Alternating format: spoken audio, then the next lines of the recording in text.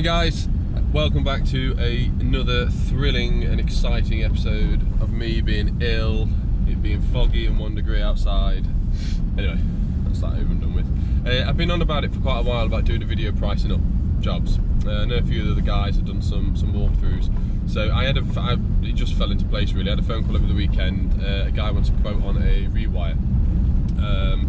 Don't really know what's really involved, to be honest. I had a bad signal, he had a bad signal, so I found his address, got his number, that's about it. So it's Monday morning, it's 20 to 8, I'm just on the way to go pick Adam up. So what I'm going to do is, I won't be able to get any footage walking around because it's one of them in it, you can't really do that. But I'll take some photos, explain to you guys sort of what the situation is, where the fuse board is, what the fuse board's like, the type of wiring, what he wants. I'm guessing it's going to be a sort of usual thing of one socket in every bedroom, so I'm going to sort of do 4 double sockets, sort of one in each corner. Depending on what it's like, I might give this one a go with the kinetic switching, so we'll see. It's nice to try new things and have a go.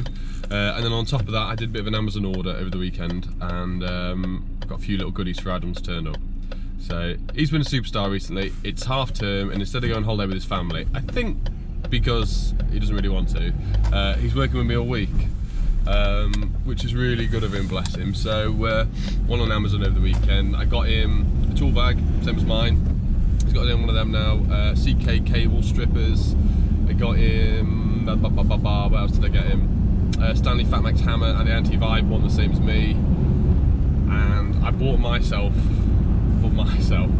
some new weird grips. So I bought 2 sets of grips because from showing you guys on my tool bag, walkthrough should we say, I didn't realise how rusty and knackered some of them were.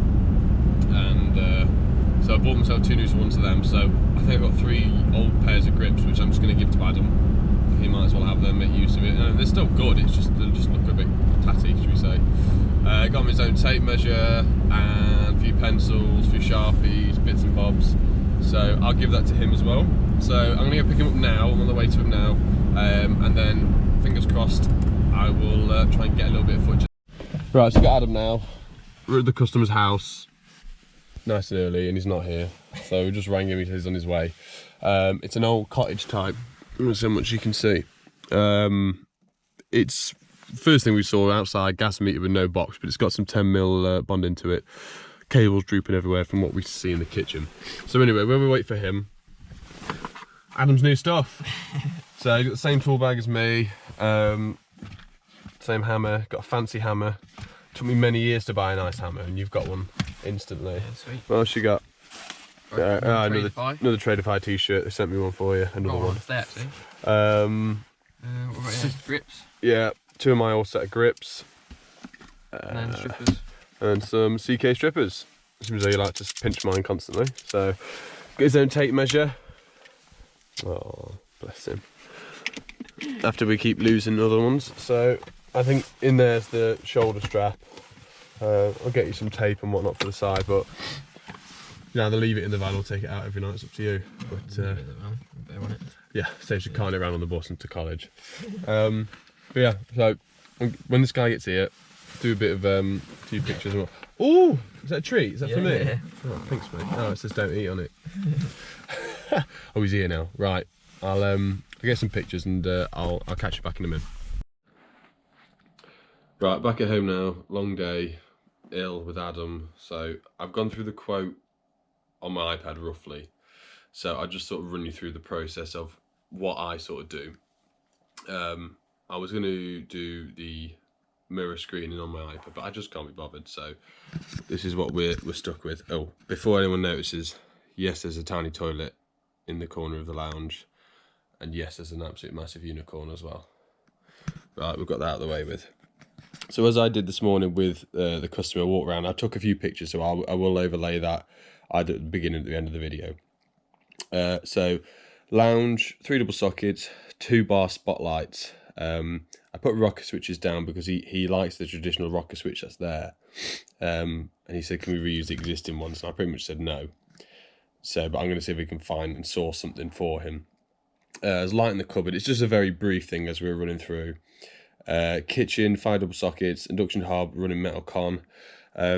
It's metal brickwork. You'll see from the pictures, there's brickwork on that wall where he wants the induction hob. He wants sort of the rustic-ish look, so I said I'll run it down to some metal conduit. Whether or not we can get some rustic looking stuff or get some spray to darken it a little bit, that sort of thing. So that's the induction hob there. 6 downlights. He's gone for a lot of downlights, you'll see throughout the quote, purely the fact it's such very low ceiling. So 6 downlights, and then I've sort of put in kitchen too, because there's 2 parts to the kitchen. 6 spotlights, 10mm feed to the cooker. That's because he's got an absolute massive oil-filled Arga at the moment.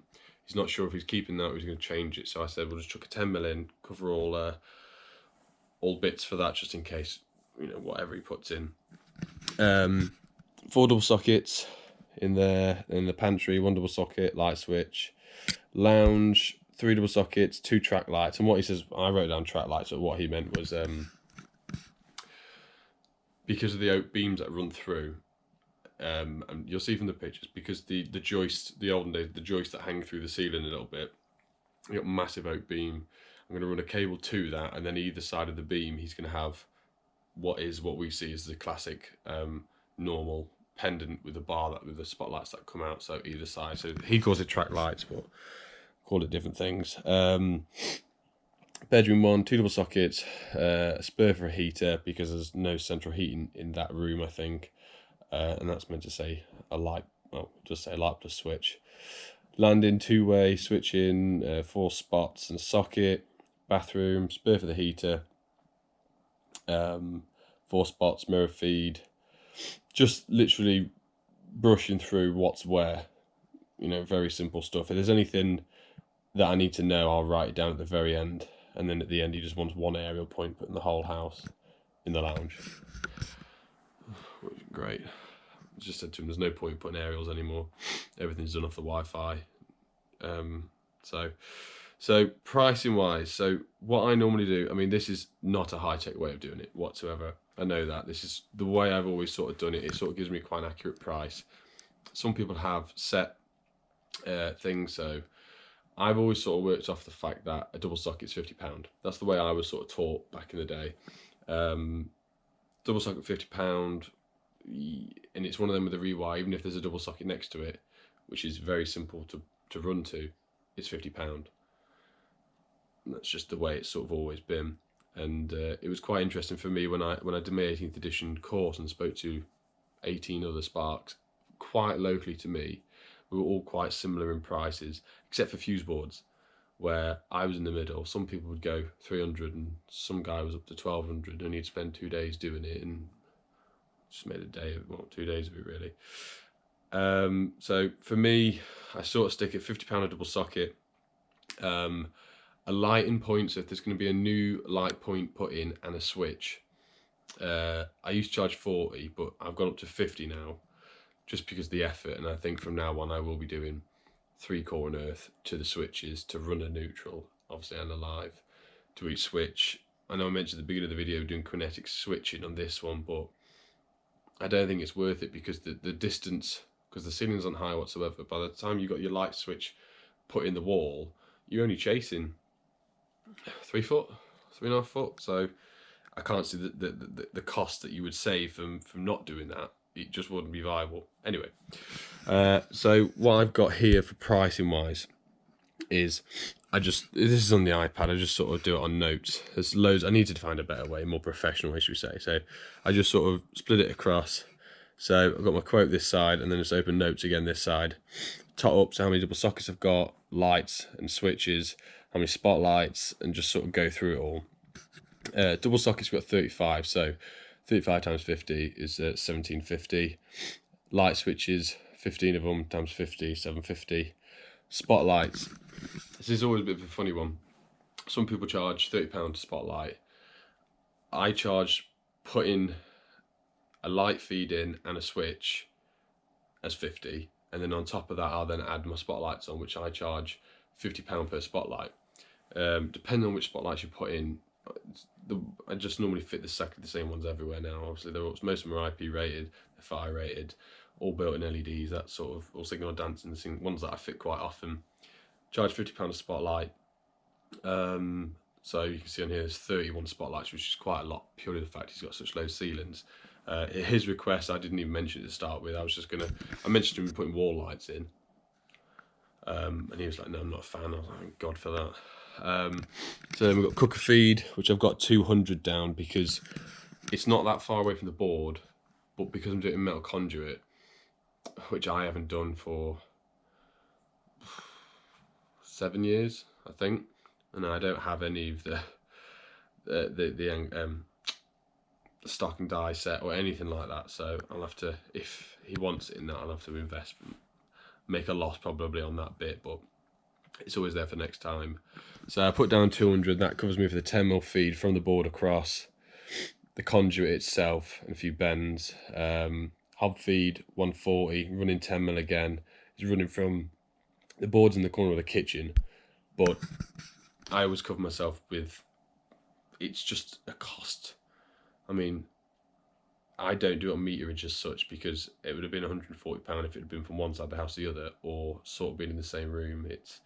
I just sort of stick by my costings, give or take, unless it was a stupid length, then it would be more, all the fuse board was in the same cupboard, kitchen cupboard, and the cooker was on the next. Obviously it'd be quite a bit less, but I just sort of stick with my pricing throughout, and it's never let me down. I'm pretty much getting most of the jobs that I quote for.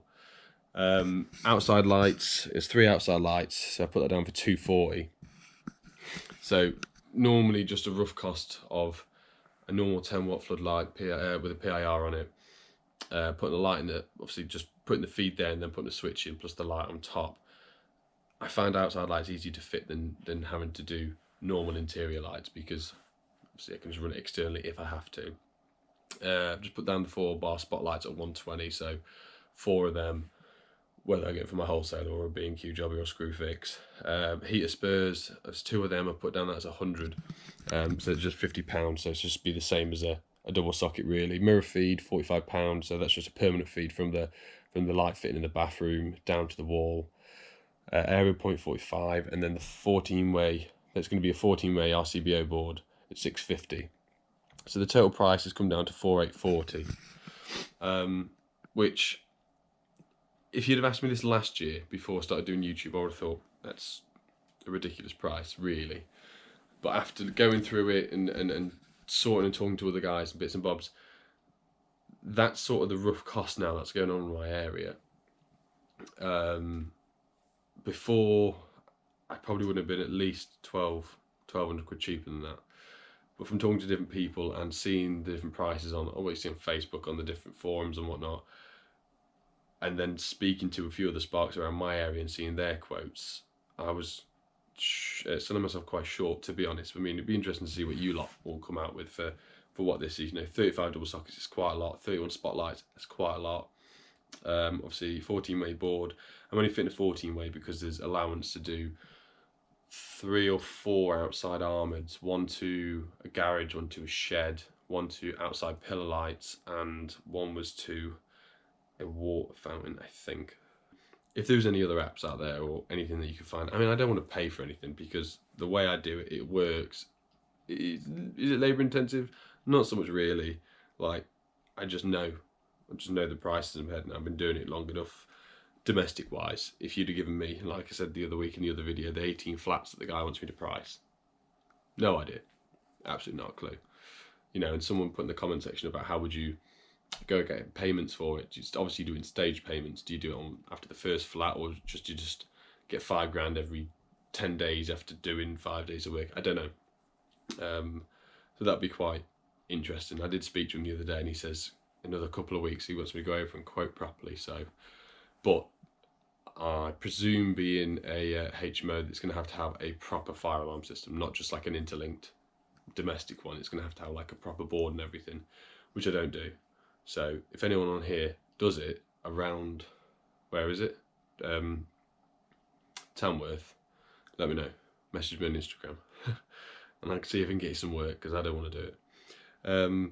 But yeah, I just hope this is helpful. I know some people don't like saying, oh god, my daughter's rubbed Oreos all over my shoulder. I know some people would never give out pricing and whatnot, but a lot of people are new to the game that watch the videos and are going self-employed and want to find a way, because not many people do say, want to find a way of how to price stuff, and this is just a way that works for me around my area. London or bigger cities, this mine might be completely off. I know Jordan did a video on a potential rewire, the concrete building one, and his quote was it 13 grand for 10 days work? And I mean, that does sound like a lot, but when you've got to put into perspective of the amount of plaster work going on, the chasing, the conduit, it is a lot. Personally, for me around this area, it was way too much, because I have done a few jobs like his years ago, and that was probably about 4 grand. But this is sort of when I was starting off, and you just wanted the work, and that's the way it was. But yeah, if that was around here, this area, and someone said 13 grand, you'd just be absolute no go. But obviously, it's completely different where you live. So yeah, if you find it helpful, please like, subscribe, and I'll see you soon.